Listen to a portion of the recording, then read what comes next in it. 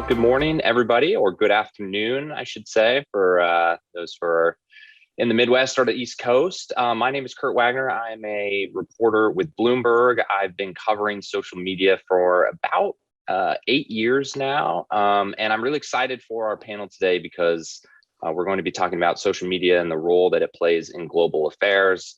And we also have a really incredible panel here of people who are much more expert on all of this than I am, and so I'm excited to kind of hear what they have to say and guide the discussion today. But thank you all for being here.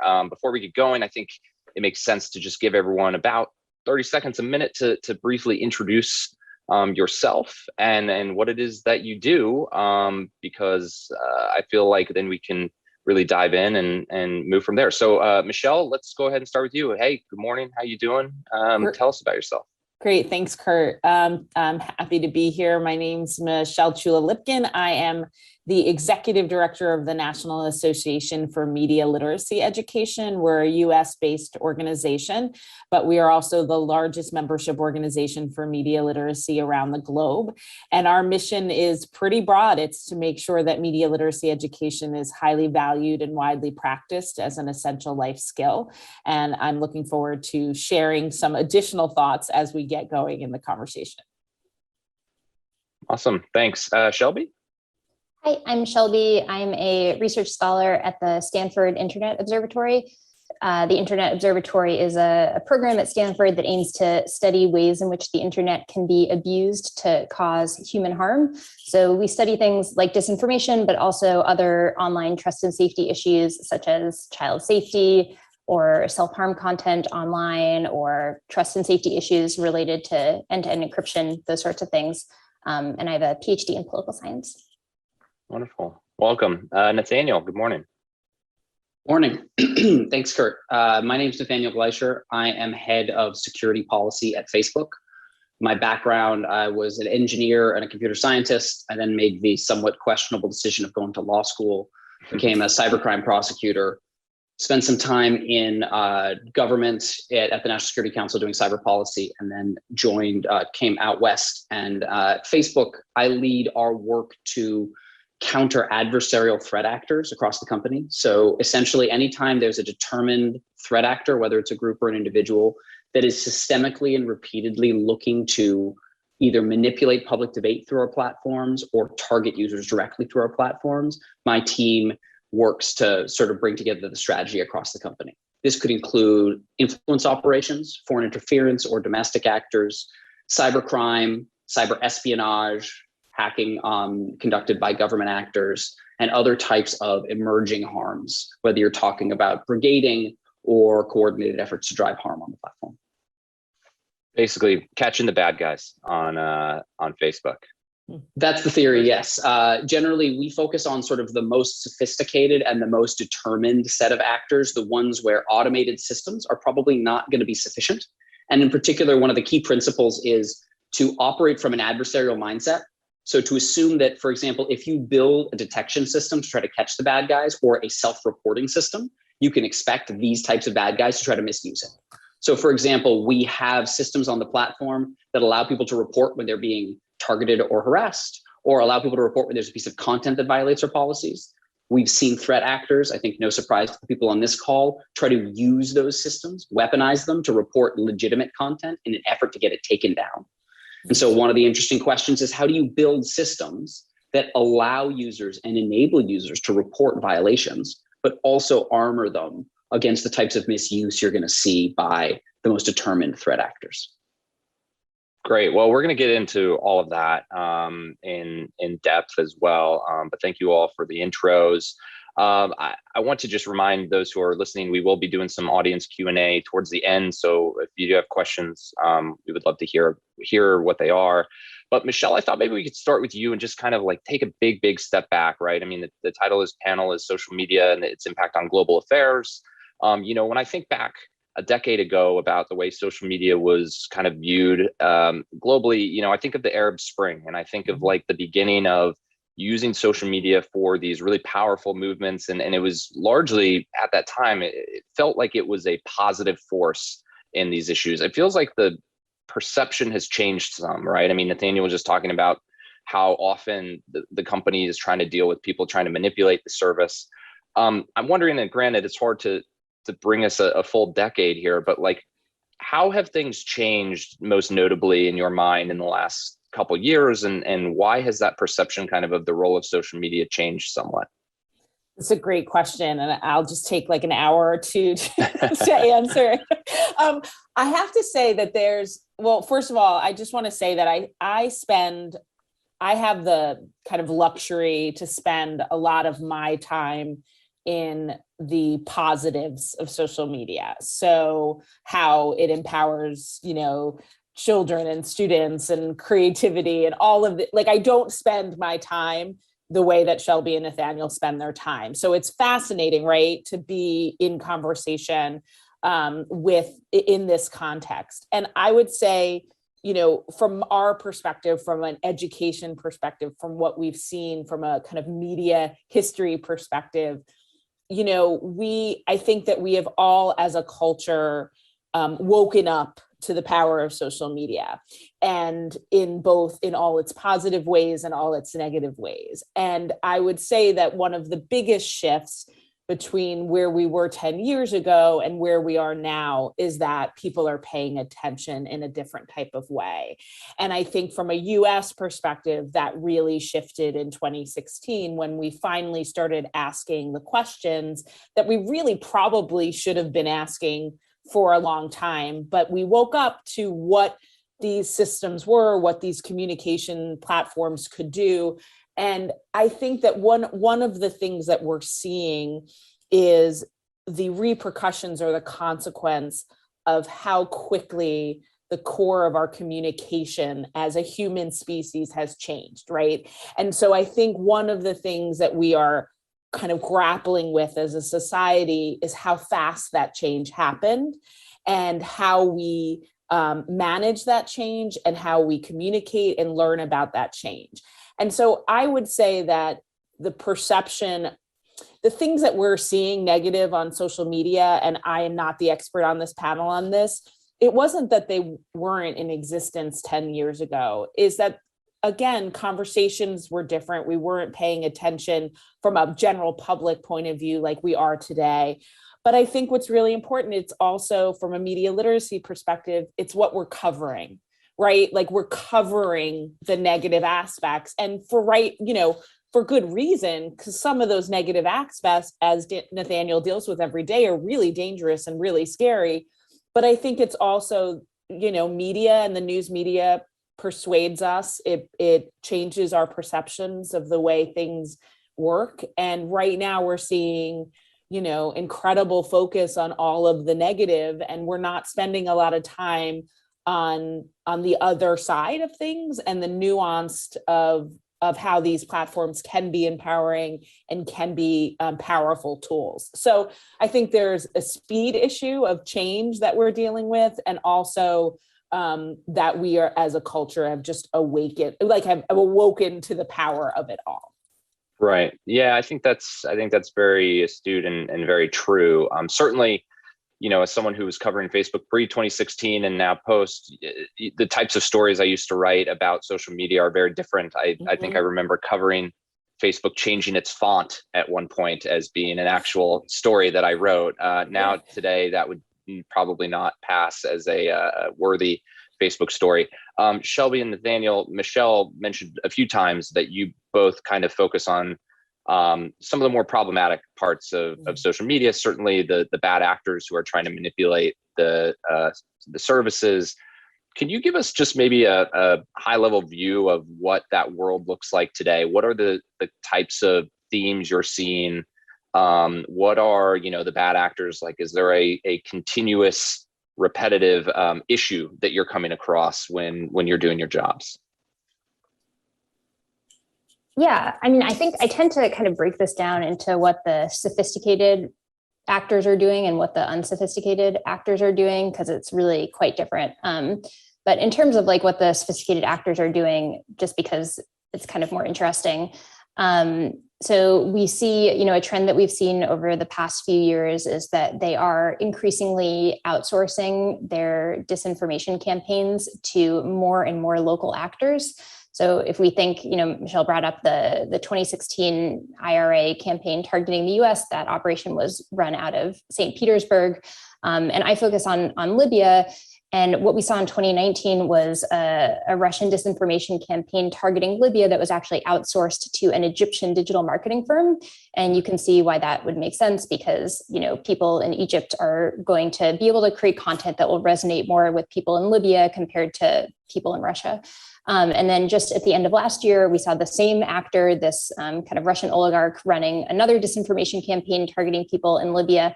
And this time it had been outsourced to Libyans in Libya. So they had actually, created a on the ground media brand that employed actual people as reporters. So I think that's kind of one trend that we're seeing, at least among sophisticated actors, this outsourcing. And then in terms of unsophisticated actors, it's really just remarkable how similar the tactics are and how you just see them over and over and over again.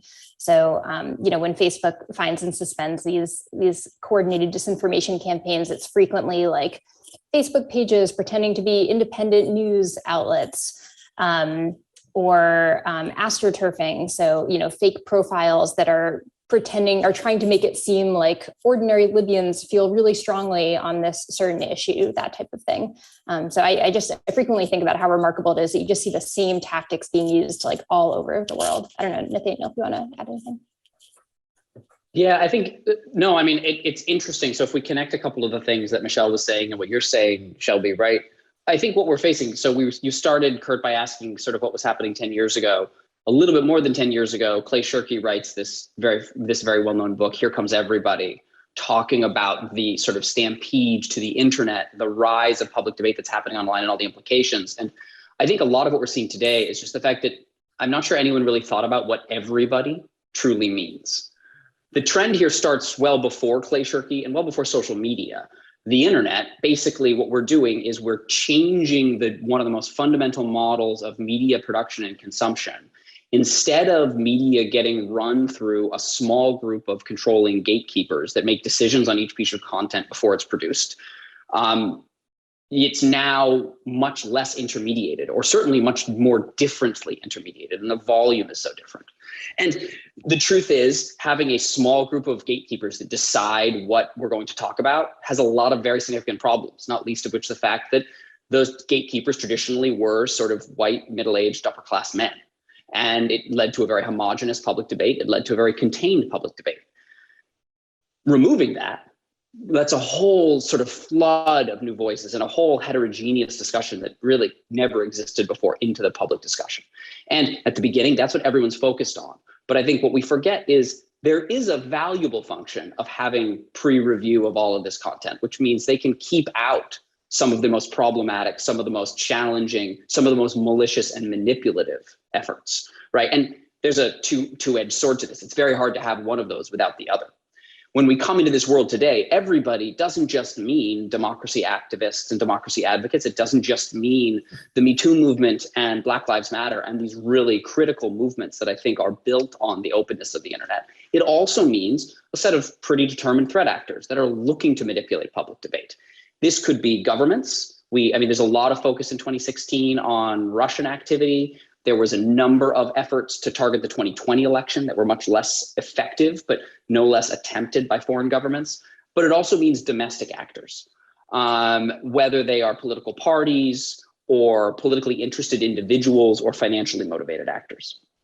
And it also means exactly what Shelby called out, sort of disinformation as a service companies. So a couple of things that would be useful here. About 6 months ago, we put out a threat report.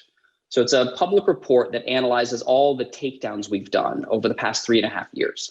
My team began in January of 2018, and we started this program where whenever we do a CIB takedown, CIB stands for Coordinated Inauthentic Behavior, which is our technical term for a coordinated network designed to deceive people and manipulate them. We announce it publicly.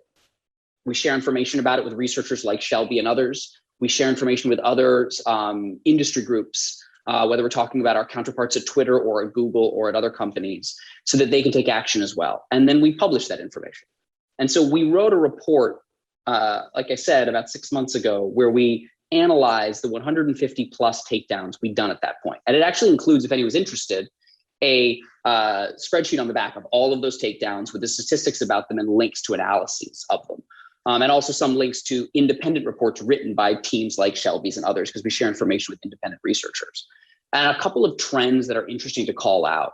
I do think the trend of disinformation as a service is a really critical one for two reasons. First, it democratizes disinformation. What I mean by that is you don't need to build a team that understands how to run an influence campaign. You just need to hire one. And one of the trends that this has led to is, for example, in the lead up to the Mexican election, we saw a large number of pretty unsophisticated, very small influence operations, like almost more than 10, I think almost a dozen, run by local campaigns that were all actually run by PR firms that they hired. And so you can imagine more and more people trying to use these techniques because they're approachable. The other thing that it means is that sophisticated threat actors can hide who they are by essentially hiring a firm to run this for them. And our investigators, the investigators at all the platforms and in civil society, we might be able to figure out there's a PR firm behind it.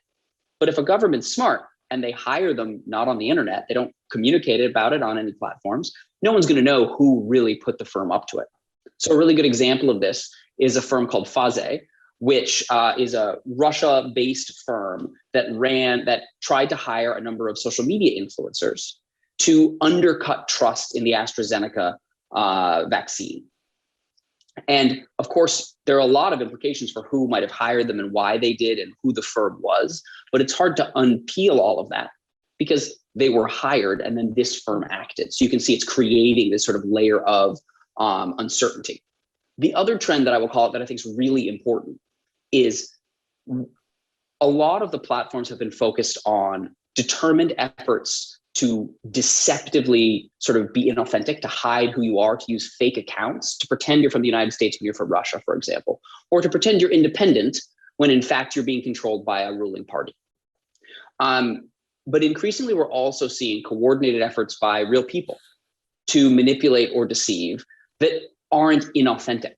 And I think something that all the platforms are grappling with is, where's the line between activism and deception in public debate, right? We saw in the 2020 elections, during the primaries, one of the campaigns hired people to use their social media accounts to advocate for their candidate.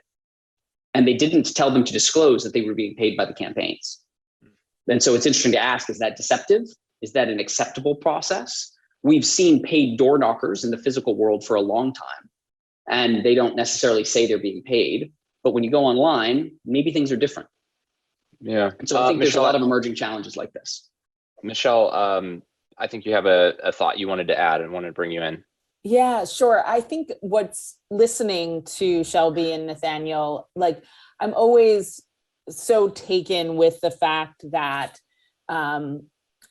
all of these changes, these really fundamental changes in how we live our lives, how we communicate. Nathaniel talked about just the fundamental shift in how we create and consume media has fundamentally shifted. And I want to remind us just on a global level that something that hasn't shifted is education. And I want to stress so clearly that on a global scale, and we work with obviously a lot of people in the US, but a lot of work being done globally. And we work with a lot of amazing people around the globe who are trying really hard to bring media literacy into their schools and communities. I can't stress enough that we have not done even 10% of what we should be doing to better prepare the next generation of leaders for the world that they're going to lead. When I think about the complexity of Nathaniel's job or what Shelby's looking at, we have to remind ourselves that in the US, we can't even decide whether kids should have cell phones in schools. Like we don't even teach kids to type. Like we are so far beyond where we need, like so far, not even like close to where we need to be in preparing students for the world that they're going to be in charge of soon, that it's terrifying sometimes to think about it. And when I hear Nathaniel talk about the complexities of these bad actors, I do want to like bring us back to the general public and how limited our skill and our knowledge is on all of these platforms, and how important it is to address that. And we talk about this work as media literacy, and literacy being the key word here, is that we have fundamentally shifted what it means to be a literate human being.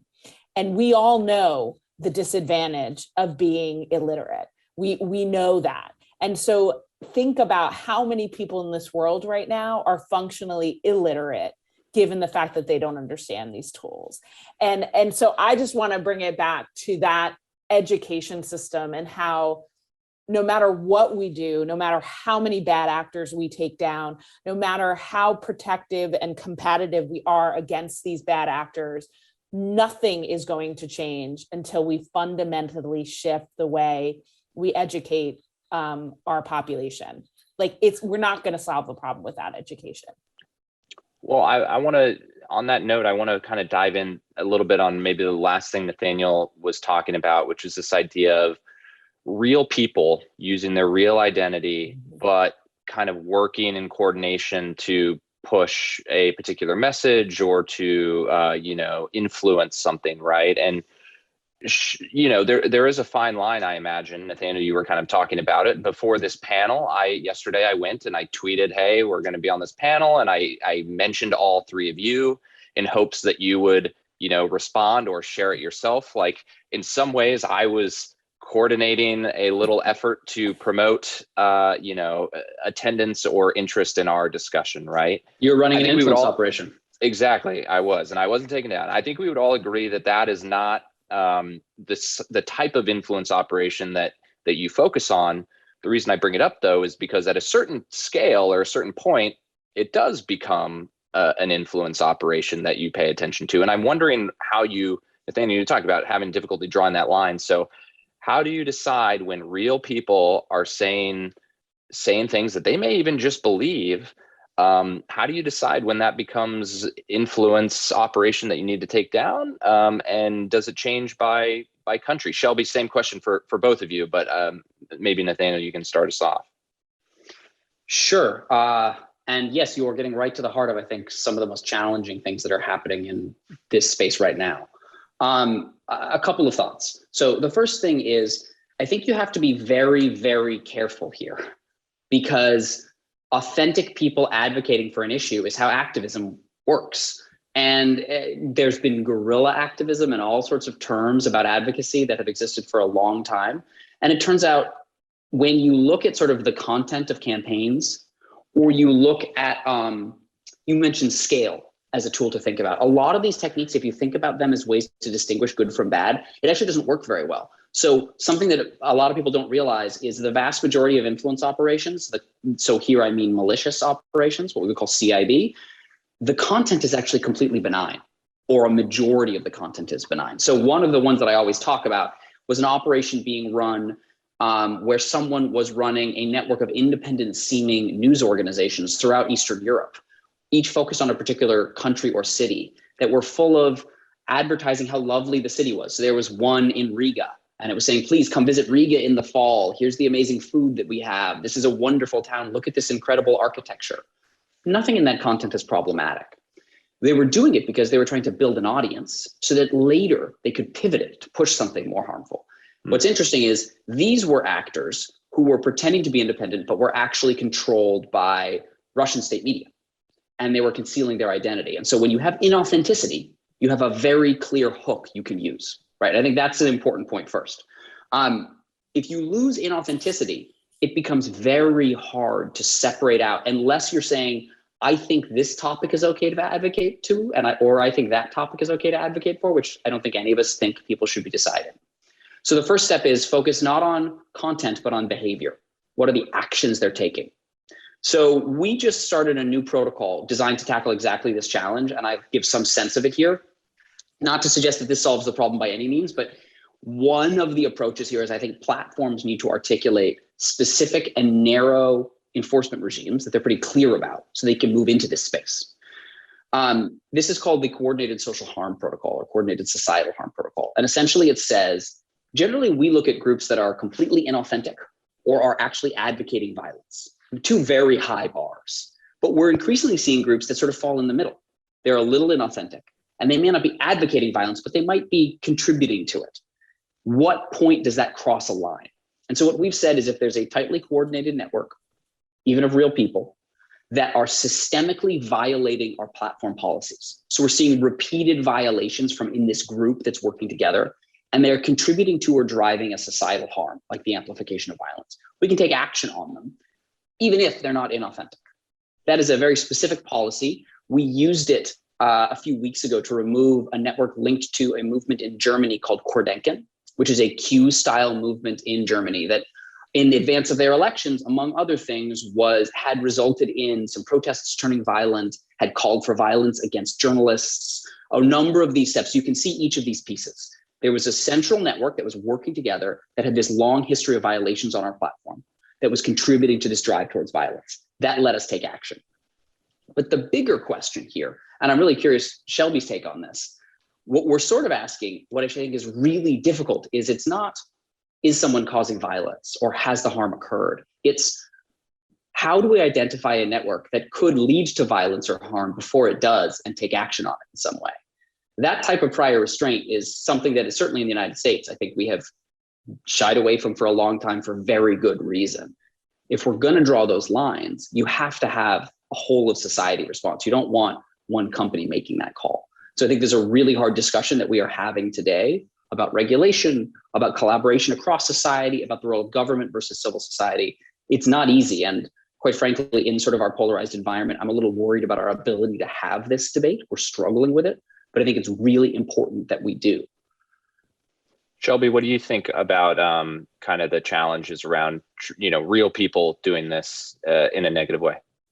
Yeah, I mean, I think sometimes the way this discussion is framed is like, when does it cross the line for the network to get suspended? But there are actually like a lot of other things between doing nothing and like the network being suspended. So these platforms can downrank content from certain accounts so that it doesn't appear highly on your Twitter feed or on your Facebook news feed.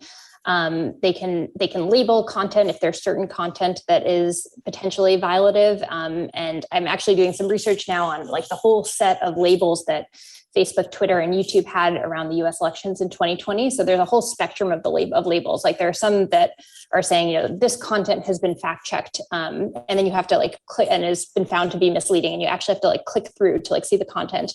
And then there are labels that just say, learn more about voting in the elections.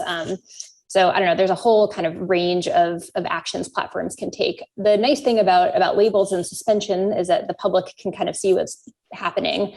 The tricky thing about downranking is at the moment there isn't really, or platforms aren't sharing with the public or with academics whether this is actually happening. So it's hard to know kind of when they're doing it or when they're not doing it. But just to note that there's kind of a whole spectrum of things between doing nothing and suspending a network.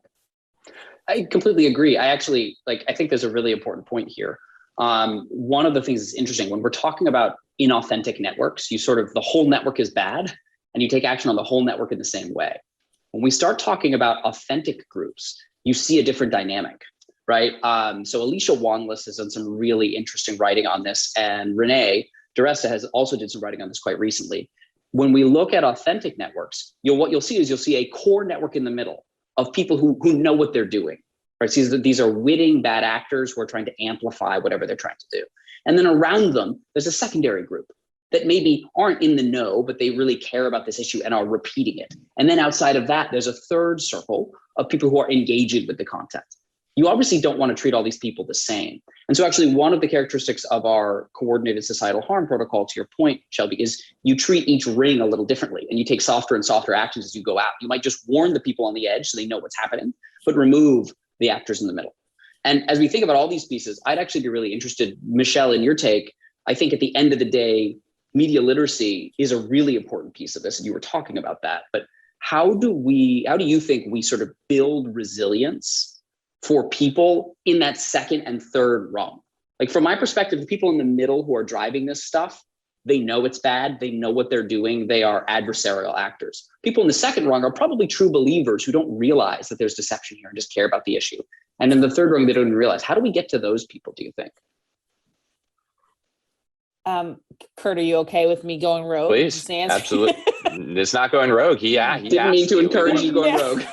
We want to hear you. So I think that is the key dilemma, right? The key dilemma is how, we're not in any situation, we're not going to probably get to the 10 to 15% of people that are driven and knowledgeable and capable of doing harm, right? Like we're not going to necessarily convince them to not do that. So where is that resilience building? And I think that's a great question. And to me, it is within the realm of media literacy, skill building, and really making sure that people truly understand the way the platforms work, the way information flows, to be able to really understand where did this content originate? Why did it originate? What is the purpose of it?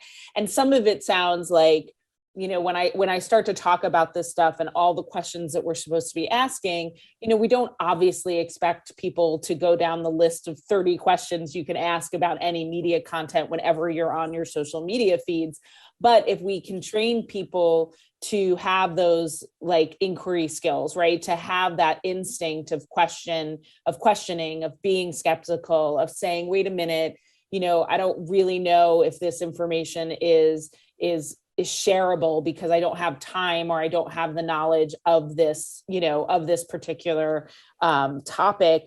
If we can slow down, ourselves, if we can slow down the human being from sharing, from jumping to conclusions. And I think the issues often come with the fact that, the social media feeds are not good at gauging the hierarchy of quality of information. And that's a huge issue for people, because if I'm scrolling through my feed, investigative report from the Wall Street Journal and a blog post from my aunt who's really good on her website, like technically when I'm looking at it, it doesn't quite look different. So I don't know how to process the different values. So we have to teach people how to process the different values. And it goes down to I think the idea of building resilience through education has to be the ultimate goal. I think the issue with that is that it's slow, right? Like it is a slow process. And even the way we talk about disinformation and misinformation and this idea of like, it's a very warlike, combative way we speak about it because we want to get it out. We want to take it down.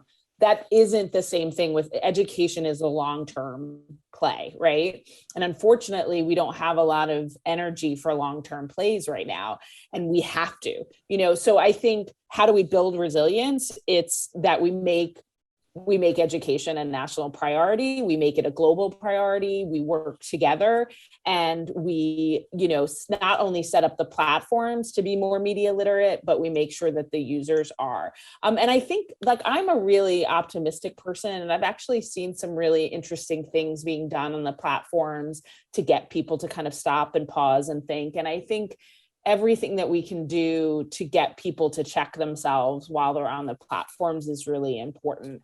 And like I said before, I don't think we can build that resilience without addressing education on a really zoomed out basis, and also recognizing that these platforms will continue to change, and therefore, like, one of the things that will build resilience is our ability as human beings to be flexible and understand that the systems we're navigating will continue to change. And one of the biggest lessons that we can teach students is that ability to be nimble and to know that technology is going to keep changing, and that we have to build that flexibility into our kind of human nature, is that we have to be ready for the change because it's going to be ongoing. And who is responsible for this education? Because I think, you mentioned the US. I think in the US, we would hope that would be built in some ways in a curriculum or something. So as students kind of go through the traditional classroom experience, maybe they learn, to understand some of this stuff. But in other parts of the world, I mean, we haven't really done I haven't done a good job of making sure we're talking on a global scale for this, but Facebook is the internet in a lot of different countries, right? Mm-hmm. And so does this become Facebook's responsibility in those countries? And I'm curious for those of you who have really studied this at an international level, how much of the media literacy, so that someone sees something and doesn't just take it at face value, how much of that is Facebook's responsibility versus somebody else's? I think that it's, this is a multi-stakeholder problem that needs multi-stakeholder solutions for sure. I believe that, we actually do a lot of work with Facebook, and we do a lot of work with other platforms. And I'm a big believer in working together with the platforms. I think it's ridiculous to not do that. I do hesitate when, to be totally candid, when Facebook or Google or these big tech companies create their own education materials. That makes me nervous. I'm like, no, we're the experts. Let us work with you to do that. But I have to be honest that I think Facebook and all the platforms should be paying up a little bit on the education end of things. I think they should be supporting education efforts on a community level, on a national level, but I don't think they should be making education policy. And I think that's what the educators should be doing. But I have a dream of a media literacy fund that's pouring money, that tech companies have to pour money in, because we have huge problems because of these new systems. And I think that there's a lot of educators that know how to solve them. We just don't have the resources to do it. So I do think I'm a big supporter of them having to support it, but not be in charge of it. Is that horrible to say? No, I think it's your opinion. That's why I asked it. Shelby, do you have thoughts on this? It's kind of like, who should be responsible for educating people so they're not, influenced, if you will, by some of these bad actors? Yeah, so I have two thoughts. So the first is just to completely second what Michelle said, that I think it's really important for civil society groups to partner with platforms. So I think there's some criticism of these partnerships out there, but my team firmly believes that these partnerships are good and important and should exist. So my team does not take funding from the platforms. We are independent. You can go on our website and you'll see that we, frequently criticize platform policies when we think we have something kind of constructive to add to the conversation. But we also have, I think, really incredible partnerships with several platforms that I think increases public knowledge. And then, and who should be responsible for education? I kind of think there are two separate things. So there's kind of education around when you see content, what kinds of questions should you be asking yourself to think about whether it's misleading? I suspect that's kind of what Michelle's group works on. And then there's kind of this second issue of, you have these extremely sophisticated threat actors that are not necessarily posting content that's misleading. They're posting content that, just sounds like an opinion. It's not something that can be fact checked. And they're, stealing profile photos from some Russian dating website. And that's not something that I think it's reasonable to expect ordinary citizens to be on the lookout for. And I think for that kind of activity, what should be happening is, researchers, reporters, the platforms should be, collaborating to try to find and kind of counter those sorts of efforts. I have to say that that's one of the biggest issues that we saw with just the growing cultural conversation around fake news, that really, until 2016 and until, fake news conversation became part of our cultural lexicon, media literacy was something discussed at academic conferences and education conferences. No one was talking about it on panels like this. So I really appreciate this opportunity, but I do believe that the fake news conversation was wonderful in putting a spotlight on these issues, but also dangerous in the sense that people were led to believe that information was either true or false, right? Real or fake. And information is so much more complex than that. And the great majority of information, like is opinion. It's just people talking, and to not understand the difference and to try to just simply say, oh, is this real? Is this true? Like, it takes away the nuance of information, and information is really complicated, and we need to make sure people understand that. Yeah, it strikes me that there's a reactive education component, which is you see a piece of content and how do you think about that and what can we do to help people stop and think. And I think there's a particular responsibility of the platforms in that space to think about where can we and how should we think about friction or context.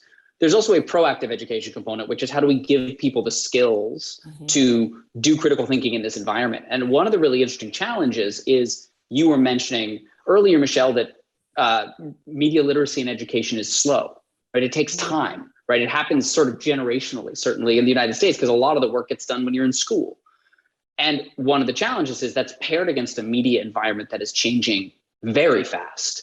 Absolutely. I mean, the way social media looks today is radically different than it looked 3 years ago, much less 10 years ago, much less 2 decades ago when the internet was being created. And we have short form video and all these new environments. And so how do you do proactive literacy and sort of media consumption training in a world where the media you're training people on is changing so quickly? And I wonder sometimes, I mean, do you need some kind of adult component to the training? It's tricky because I feel like adult literacy or civics education or these sorts of things is something that, at least in the US, we've shied away from for a whole bunch of reasons. But I'm not sure how otherwise the people who come out of school, even if you perfectly train them to sort of be prepared for these things and think about them, the immediate context they face will be out of date. Their understanding will be out of date in 30 seconds, right? Like, how do we stay ahead of the cycle? So well said. And I think that that's where some of the fundamental shift of education needs to happen, because there was a time in human history where you could graduate high school and feel like you had enough life skill to get you through. And then it was like, okay, you really need those 4 years of college. That doesn't exist anymore. Like, continuing education is no longer like an elective. Like, we have to figure out a way for our systems to support education from 22 out of college all the way through to senior citizens. And I think that's where our library systems, our public library systems, our community centers, we really have to think broadly about how do we keep people educated throughout their life. And that's a huge, huge problem.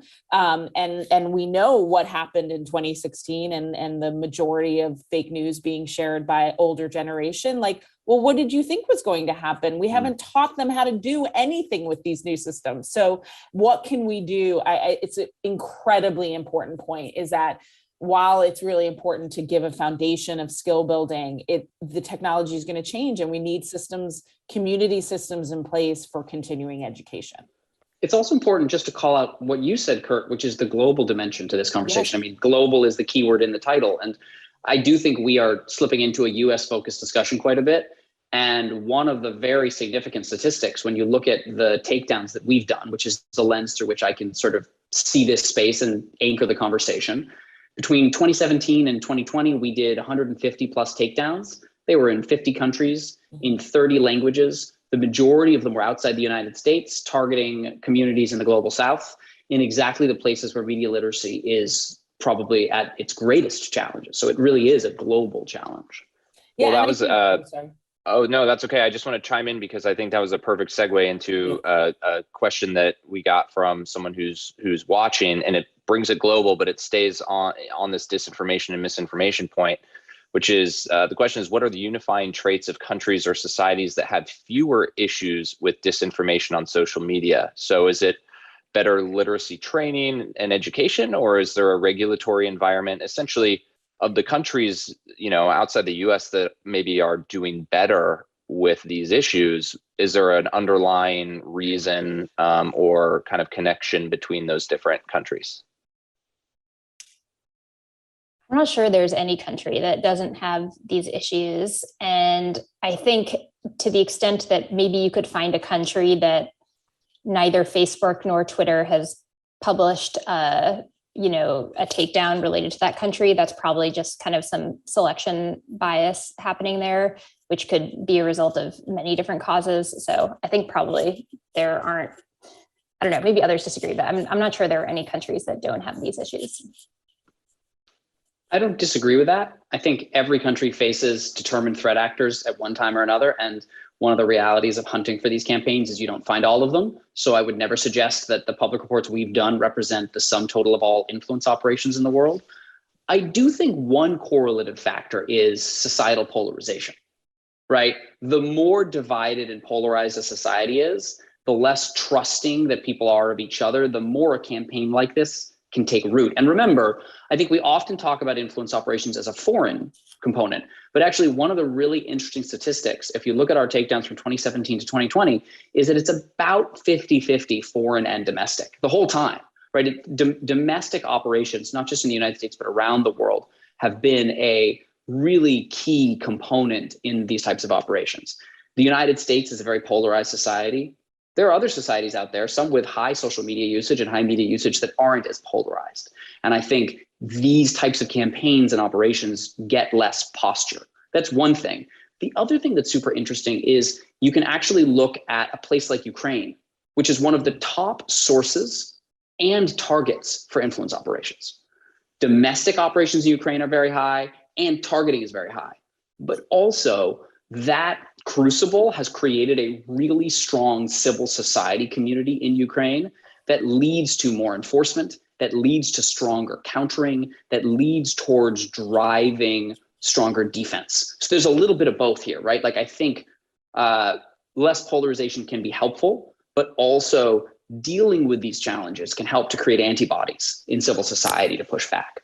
I think also just bringing Ukraine in, the way that they have fought for education resources in the country to help people discern, false information and, work, for example, of like IREX in Ukraine. Like there's brilliant work being done there in the education space. And I would say just from an education point of view, Finland is doing incredible work. The Netherlands is doing really, amazing work. And these are countries that are prioritizing media literacy education throughout curriculum, throughout school systems. And I think, from a global perspective, I can't tell you whether I speak with a colleague in Nigeria, whether I'm speaking to a colleague in Australia, whether I'm speaking to a colleague in Slovenia, the situation is absolutely the same when it comes to education. There's good work being done, communities trying to build it, but it is going from the ground up, and that's impossible to scale.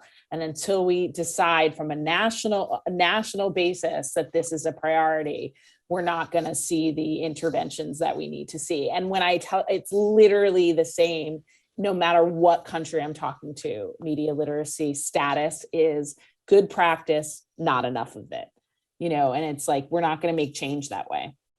Shelby, Yeah. I know you have a point. Go ahead. Yeah. Yeah, I just wanted to jump in on one other thing. I think sometimes there's this notion that like people just kind of passively consume disinformation or misinformation. And one of the things that I found really fun when we look at, so when Facebook suspends these networks, we get about a week while they're still live to analyze them. And we frequently see people across countries responding to this content by saying like, this is fake news, ! I even see this on TikTok when I come across kind of videos on TikTok that they're spreading misleading information. You look at the comments and often the top comment liked by like 2,000 people is kind of trying to counter the narrative in the video. But my favorite example of this comes from a Facebook page that my team was analyzing. This was a page for a really big media outlet in Libya. And we had some information that Russian actors had purchased 50% of the media outlet.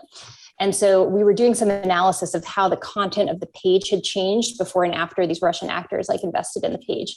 And we actually came across a poem by a Libyan man who was writing about how the content had changed over time. Like he didn't know that Russians had, invested in this media outlet, but he had written this like 500-word poem in Arabic talking about like the change in tone on this page, and particularly how it had shifted to support a certain political candidate. So I think, oftentimes, local citizens are, I mean, not always, but oftentimes local citizens are really quite sophisticated when it comes to thinking about this stuff. We've started to expand into the global mindset, which is good, because we should have got there probably a little earlier. But can you share which countries, we talked about which countries, Michelle, you're talking about which countries are maybe doing better than others on media literacy, but Nathaniel and Shelby, can you tell us which countries you're routinely coming across as being the most problematic? Are there certain parts of the world that feel that are trying harder to abuse these social media platforms than others? Sure. So when we think about targeting, it's important to separate this out between domestic and foreign again, because I think foreign and domestic actors think a little differently and target a little differently. People often think about the United States and Europe as targets, but the honest truth is when we look at influence operations, these are not some of the most frequent targets we see. If you look at that threat report, we actually have a list of the most targeted countries in the world and the countries that are the most frequent sources. So for example, Iran is a very frequent source of influence operations operating out of Iran. The top 5 countries where we've seen them originate from, that is Russia, Iran, Myanmar, the United States, and Egypt. Now, it's important to note that when I say that, I'm not necessarily saying these are all government-backed, right? So for instance, in the United States, what you're seeing is almost exclusively, in fact, all of the takedowns we've announced so far are non-government actors that are targeting largely public debate domestically. In other countries, you will see marketing firms targeting public debate across different borders. Yeah, I'll just note that, so I think sometimes it can be hard to know who is the target of an operation. So like if you have for example, my team has analyzed a Russian military intelligence disinformation campaign that posted articles in English and Arabic about Syria. So, who is the target of that campaign? Maybe the international community, maybe people in Syria. So I think sometimes it's pretty obvious, sometimes it's a little fuzzier. I think just in terms of which countries are, clearly frequently targeted. I mean, the reason my team focuses a lot on Libya, and the reason for that is because there are many kind of powerful countries that are invested in what happens in Libya, and many of those countries have experience running disinformation campaigns. So there's just been a huge amount of disinformation targeting people in Libya, whether it's from Saudi Arabia or the UAE or Egypt or Russia. So I don't know, that's the country that my team has partly been focused on. Neither of you mentioned China. Obviously, Facebook, Twitter, others are banned or blocked in China. But I have to imagine there's still some types of efforts on those platforms. Do you come across much from China? It's a very good question, and it's actually really interesting. We do not see as much CIB, coordinated inauthentic behavior, originating in China. There has been a lot of really important reporting about sort of spam operations coming from China. Something that we see more is cyber espionage. So efforts by government or government-linked actors to target across not just Facebook, but other social media platforms, activists or critics. So in, I think it was May, but it was a few months ago, we announced a takedown of a cyber espionage campaign that originated in China and was targeting Uyghur activists around the world. This wasn't just on Facebook or Messenger or WhatsApp, it was across the internet, but there was a piece of it that was on our platform, which let our investigators find it. And we shared information with a bunch of researchers and other platforms, and the whole operation was taken down.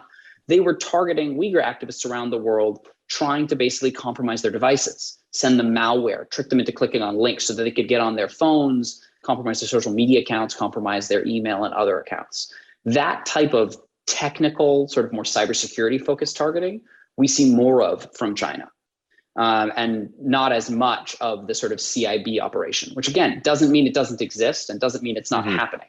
But I do think, right, we've seen something like 28 operations originating from Russia in terms of CIB, and we've only seen a handful from China. So I think you can see from a strategic perspective, the investment is just a little different.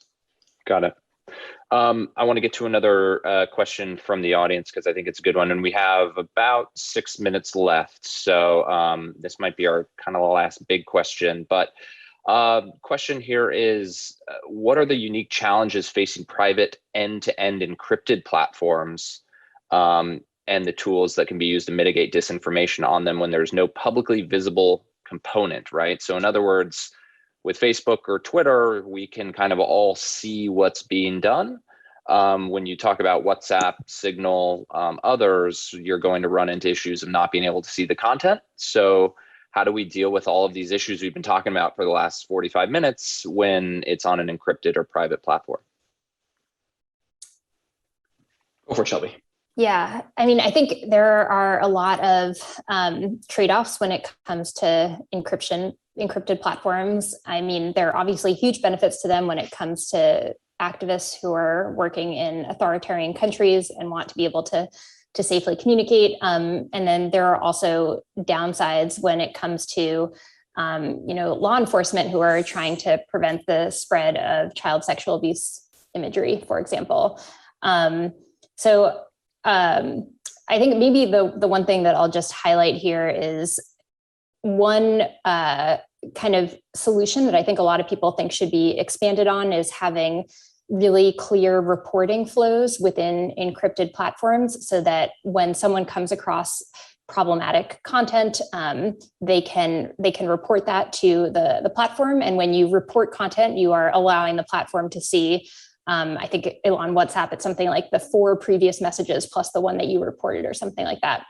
And there was some kind of reporting a few weeks ago that made it seem like this was, in fact, like breaking encryption, the fact that, when you report, the platforms can see the content. But I actually think those are the kinds of like safety tools that should be invested in further so that there are really clear reporting flows for all sorts of problematic content that people could come across online on encrypted platforms. Yeah, I think that sort of reporting is a really important component. There are always trade-offs when you're talking about fundamental shifts like end-to-end encryption.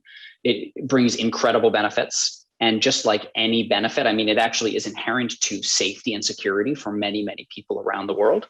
But it's also true that any benefit does bring risks. Shelby gives a really important example. The other thing that I would just note is a huge chunk of our investigation and enforcement against coordinated manipulation campaigns isn't based on content, it's based on behavior. It's based on patterns of behavior, which doesn't require access to content. Because if you see a inauthentic account that is coordinating with a large network of other accounts, often they're not just on a messaging platform or a public social media platform, they're on both, and you see these connections, which still enable some enforcement. One thing that's interesting that Shelby's sort of pointing to and the question points to is if you as a threat actor are trying to influence public debate, that means that at some level, you want your operation to be noisy. You need people to notice you, because if they don't, you can be as secret as possible, but if no one notices you, the tree falls and it doesn't make a sound, right? And we've actually seen this as a problem, particularly for very sophisticated threat actors from Russia. They run these incredibly sophisticated, very high OPSEC, very carefully concealed campaigns. And eventually we're still able to expose them. Shelby's team has exposed some of them. We've worked together on some of these cases. But the key is when you really hide yourself like that, you don't reach anyone, which means you don't have the influence you're trying to have. And so part of the goal here is to force threat actors to be stuck between a rock and a hard place. They can be loud and noisy and probably get caught really quickly, or they can be super secret, very, very hidden, maybe take longer to get caught, but still get caught. But in that time, they don't reach anyone, which means they don't have the impact they want to have. And that's the kind of bad choice we want to force them into. Let's end. We have 2 minutes. Let's end with a quick PSA. So we'll give you each about 30 seconds. This is a question from a student who said that they're specifically interested in technology policy and social media's impact on smaller countries experiencing conflict, right? So this is what they want to do with their life. When they graduate, where should they go? Where can they work to have impact? What can they do post graduation to get there? So about 20 seconds from each of you. So the quick, dirty answer, and then we'll wrap this up. I can give a quick, dirty answer then. The first and the most important thing, I don't know where the student lives, but if they haven't lived in some of these communities, lived speaking as an American overseas, the first and most important thing that they need to do is go spend time overseas. I think it's very easy to misunderstand these environments unless you've lived there. I was very lucky when I left college, I spent time in the Peace Corps, and it was a foundational experience for me. And I've lived overseas other times since then. In terms of where to go, I think that research teams in civil society, like the one at Stanford, like the Digital Forensics Research Lab at the Atlantic Council, like others, are an incredibly good place to start. I also think the investigative teams countering these threats at the platforms can be really useful. Those are three things I would think about in terms of building expertise. Shelby, Michelle, anything to add on that? I'll just say there are jobs in public service as well. So the State Department has a global engagement center that works on these types of issues. You could work for the FBI on these sorts of issues. Yeah, I would just echo what's been said and also stress, not surprisingly, that education is also security and education is also safety. So don't forget those opportunities also. Awesome. Well, an hour has somehow gone by. Thanks to the three of you for being here. I think we got to like 30% of the questions I had written down. So we'll have to do it again, but this was really fun. So thank you all. Thank you. Thank you. And thanks everybody.